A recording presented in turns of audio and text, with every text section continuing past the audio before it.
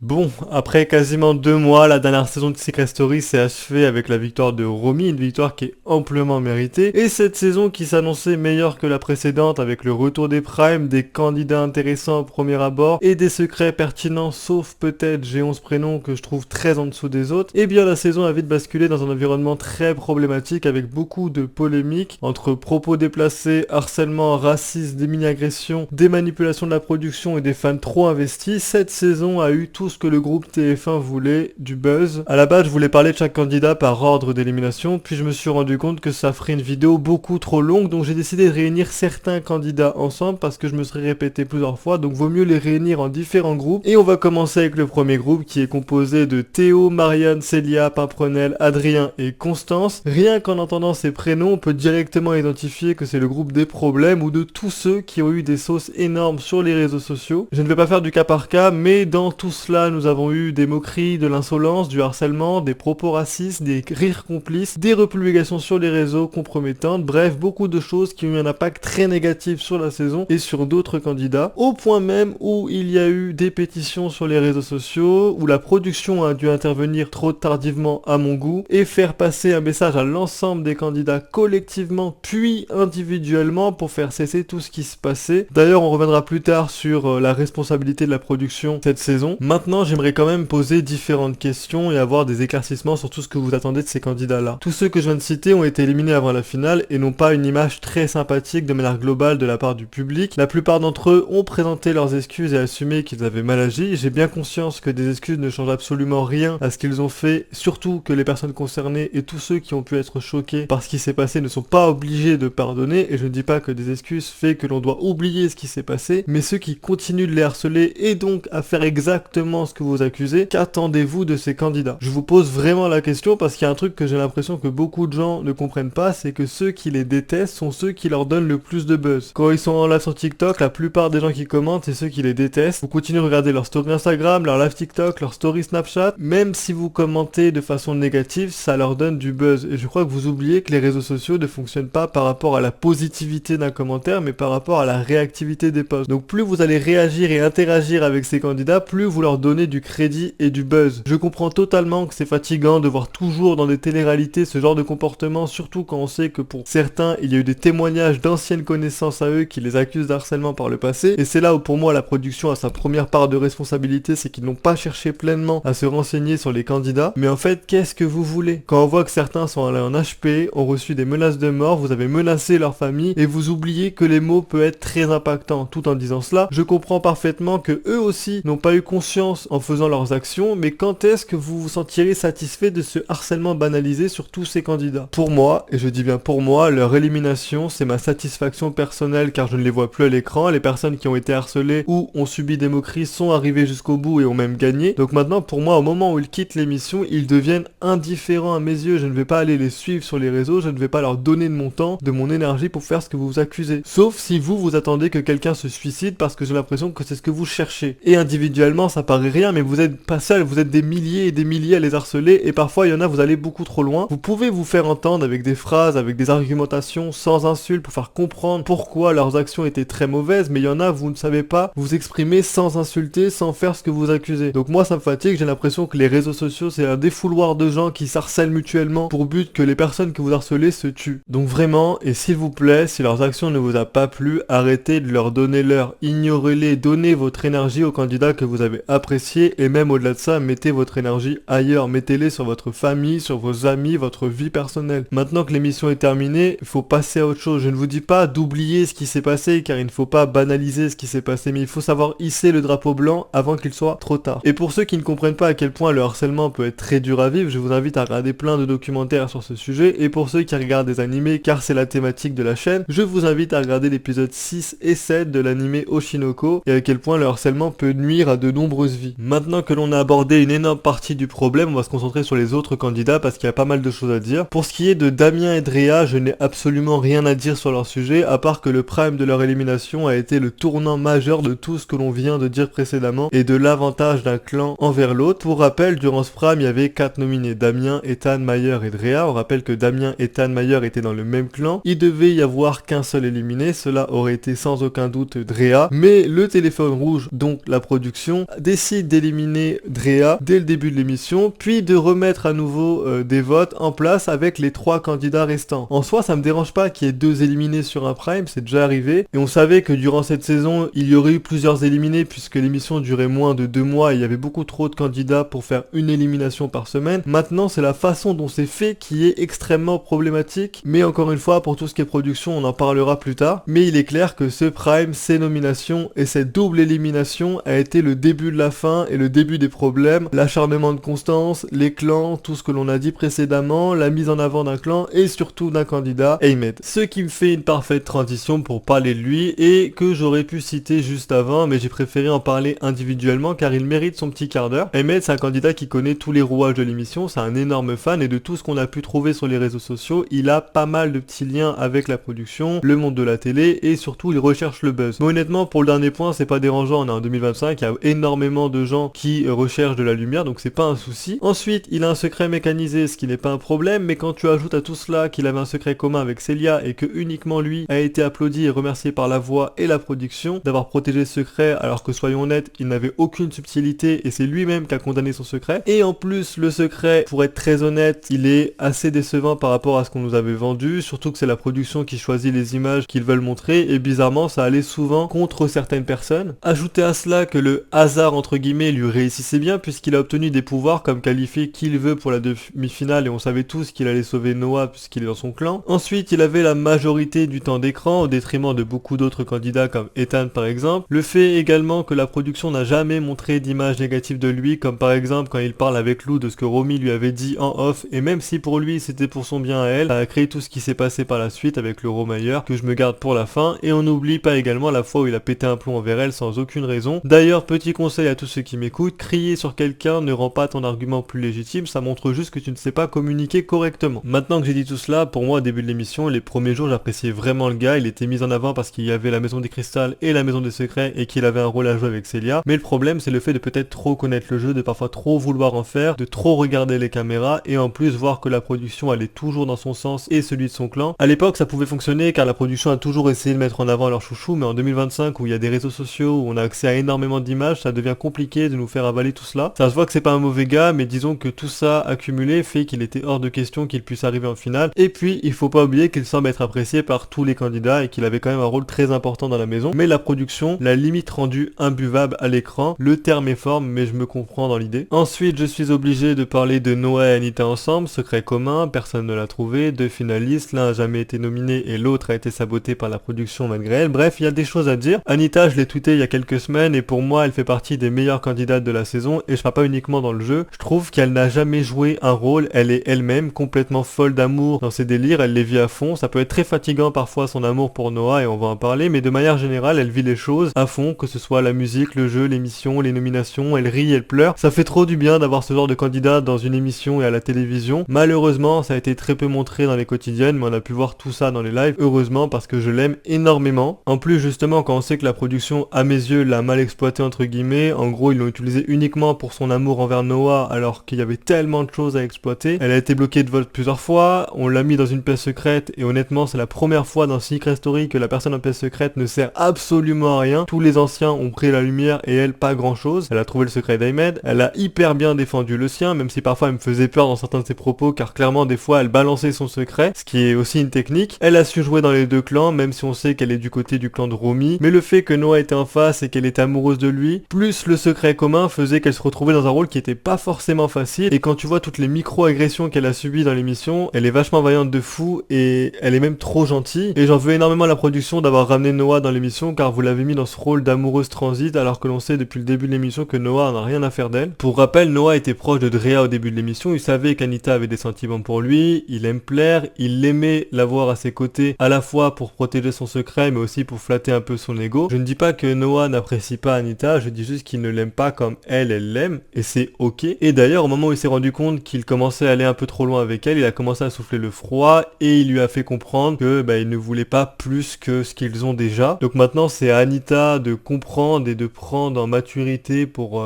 oublier Noah. Surtout qu'il faut pas oublier qu'elle a que 21 ans, Noah a que 20 ans, leur vision de l'amour et leur maturité émotionnelle va évoluer avec le temps, et j'espère pour Anita comme pour Noah qu'ils trouveront tous les deux le bonheur, que ce soit ensemble ou non. Maintenant, pour tous ceux qui dénigrent Noah toi qui ne méritent pas d'aller en finale, je vous trouve très sévère parce que tu n'arrives pas en finale sans jamais être nominé, sans que personne ne trouve ton secret, en étant apprécié par tous les candidats en un claquement de doigts. Oui, Anita a joué un rôle majeur, mais il faut rendre à César ce qui appartient à César. Noah a très bien joué et il a trouvé les énigmes pour gagner sa place en finale. Enfin, avant de parler de la production, je me devais de parler de mes trois chouchous, Ethan, Romy et Mayer. Bon, Ethan, en tant que fan de football, j'avais trouvé ton secret dès les premières secondes où j'ai vu ton visage sur mon écran, mais en vrai de vrai, quelle personne géniale. Le gars n'a pas du tout joué un rôle, il était lui-même du début à la fin. Au début, il était très réservé, puis quand il est rentré dans la petite maison, donc en petit comité, il a pu commencer à se montrer. Et au bout du compte, c'est celui qui a fait le plus de ça. S'il a été sauvé constamment, il arrive en finale et termine deuxième. Et surtout, il a pu être lui-même sans devoir se méfier de qui lui parle par intérêt, car ça doit pas être facile au quotidien d'être le frère d'eux. Maintenant, je pense que beaucoup de gens vont, et je l'espère, le reconnaître en tant que Ethan de Secret Story et non plus le frère d'eux. Il a été droit, honnête, loyal, joueur et franc avec tous les candidats, donc rien que pour ça, moi je l'ai apprécié énormément. Et d'ailleurs, en termes d'appréciation, il y a quelque chose que j'ai apprécié, et là c'est plutôt les fans qui ont créé ça, mais le Ethanita, tous les edits avec les musiques, l'amour inaccessible, etc. Voilà, je suis pas monté dans le train, mais j'avoue que je comprends ceux qui montent dans le train, c'est très appréciable. Maintenant, ne forcez pas sur les réseaux, laissez-les évoluer au fur et à mesure du temps. C'est pas à vous de dicter et de diriger les relations des autres. En tout cas, je lui souhaite que du bien, ça se voit que c'est un bon gars, il s'est fait des bons potes avec Romy et Mayer. Et même si moi je ne suis pas trop les candidats après une émission, j'espère qu'il lui arrivera que du bien, que des choses positives, parce qu'il mérite totalement l'image qu'il a montrée là, c'est ce qu'on veut voir en 2025. Maintenant, on va parler de Romy et Mayer, le Romayer, ce qui a animé l'émission du début jusqu'à la fin, ce qui a créé l'une des séquences les plus tristes et dramatiques de cette saison, voire de toute télé-réalité confondue, le départ de Mayer. Mayer était mon candidat préféré de la saison, très bon candidat, très bon secret, très bon stratège, celui qui s'occupait des stratégies de son clan, des nominations, qui parfois réfléchissait trop, mais on comprend, il vivait les choses trop à cœur, trop intensément dans une maison où tu es enfermé avec des gens que tu ne connais pas tant que ça, où tout est décuplé. Je peux comprendre et je comprends totalement ce qui a fait, ce qui s'est passé. Certains disent qu'il n'aurait pas eu de buzz sans Romy, vous pouvez le penser, mais c'est totalement faux parce que dès les premiers jours, il était dans les hauts des classements de popularité et franchement, je peux parler de l'aventure de Mayer sans pour autant parler de Romy et vice versa. Mais sinon, Mayer, le fait qu'il parte de lui-même, c'est probablement la meilleure chose qui ait pu lui arriver pour l'après et tout ce qu'il est en train de vivre depuis. Alors on ne connaîtra jamais réellement les raisons de son départ parce qu'ils ont un contrat de confidentialité pendant 15 ans, donc rendez-vous dans 15 ans pour avoir les vraies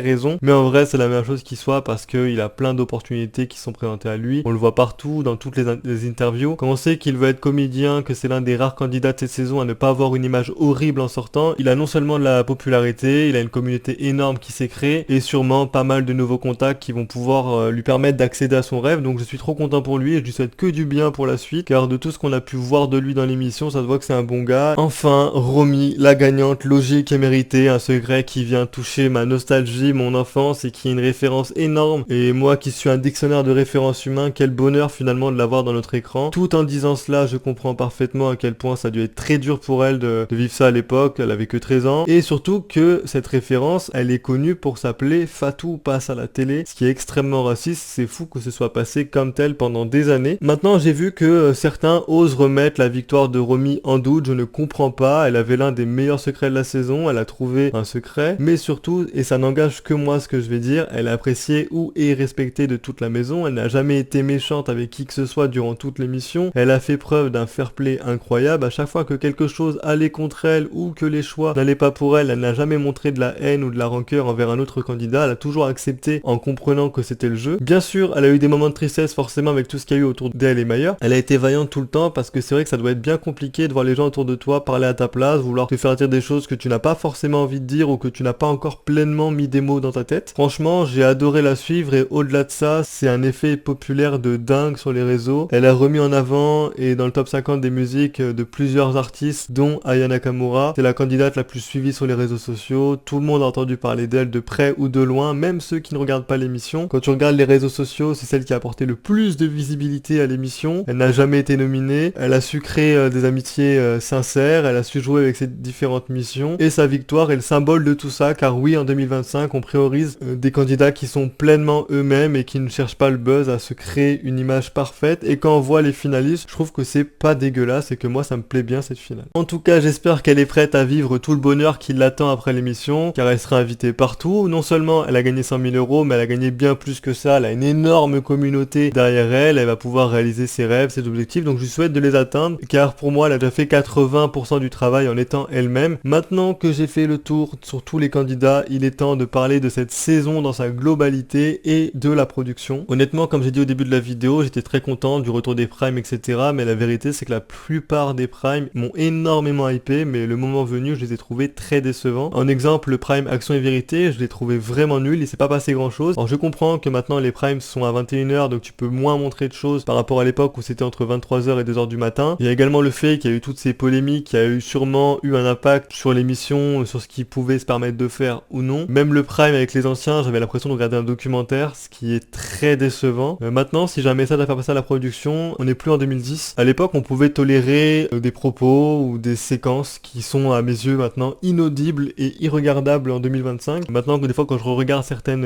émissions, certaines quotidiennes de l'époque, je me dis mais je regardais ça, j'avais 13 ans, j'avais pas conscience, j'ai le double maintenant, donc maintenant j'ai bien plus conscience que ça, et donc c'est très problématique. En 2025, il est impensable et inimaginable de voir des séquences comme ça, que ce soit du harcèlement, des propos racistes, des comportements problématiques. Ensuite, la chose aussi qu'il faut arrêter, c'est arrêter de vouloir nous imposer votre chouchou. Je comprends, à l'époque ça fonctionnait bien, vous le faisiez, il n'y avait pas de soucis, mais avec les réseaux sociaux, etc., on ne peut pas, surtout que souvent votre chouchou c'est quelqu'un qui a été problématique dans l'émission. Ensuite, s'il vous plaît, je sais que c'est compliqué, surtout les premières semaines, mais essayez de répartir le temps d'écran de manière équitable entre les candidats. Également, il faut que vous soyez beaucoup plus ferme et beaucoup plus strict avec les comportements qu'on a pu voir cette saison. Vous vous rendez compte que sur le Wikipédia de Secret Story 13, il y a une catégorie qui s'appelle controverse, à quel point cette saison il y a eu énormément de problèmes. Parce que oui, vous allez dire mais on a réagi. Oui, vous avez réagi tardivement. Le discours de Valérie, qui ne sera plus là la saison prochaine, n'a pas été montré dans la quotidienne, donc ceux qui ne regardent pas les lives n'ont pas pu le voir. Et ok, vous avez parlé au candidat de façon individuelle après, et c'est d'ailleurs à ce moment-là que le comportement de Constance a un peu changé et qu'elle a fait une sorte de rédemption, mais vous avez agi trop tard, vous avez laissé tolérer des comportements assez dingues, mais là il n'y a pas besoin que ça aille très loin, que quelqu'un se bagarre dans la maison pour que vous agissiez. Je pense qu'il faut agir bien avant. Quand tu voyais Anita en pleurs dans la chambre ou Romy qui s'isolait parce qu'elle en pouvait plus, là fallait agir, mais vous avez agi trop tard à mes yeux. Mais bon, vaut mieux tard que jamais comme on dit. Je le répète, on est en 2025, il y a les réseaux sociaux, on peut accéder à énormément d'informations sur chaque candidat, il y a énormément de gens qui ont donné des informations exclusives sur les candidats, donc si une nouvelle saison devait avoir lieu, j'espère que vous allez progresser sur tout ce que je viens de dire, sur tout ce que les gens vont dire sur les réseaux, car les audiences sont là, les secrets étaient bien, que vous nous avez vendu au tout début était intéressant, mais dans sa globalité, on ressort avec une image assez sombre et épuisante de cette saison. Peut-être que c'est plus de mon âge, que maintenant je prends conscience des choses et que je n'avais pas conscience quand j'avais 12 ans, et que la télé-réalité ce n'est pas fait pour moi, mais honnêtement je regarde plus à part Secret Story. Maintenant, si une nouvelle saison devait avoir lieu l'année prochaine, prenez moins de candidats parce que les doubles éliminations c'est fatigant, ou alors faites durer l'émission jusqu'à la fin de l'été comme à l'époque, même si je sais que financièrement ça ne doit pas être facile. En tout cas, je pense avoir fait le tour de ce que je voulais dire sur cette saison, j'en ressors exténué. Maintenant je vais attendre la Star Academy qui va arriver dans pas très longtemps, et pour les fans de Secret Story, n'hésitez pas à me faire part de votre avis dans les commentaires dans le respect le plus total, et si cette vidéo vous a plu, je compte sur vous pour la liker, la commenter et vous abonner. Sur ce, je vous dis à plus à la prochaine pour d'autres vidéos. Salut.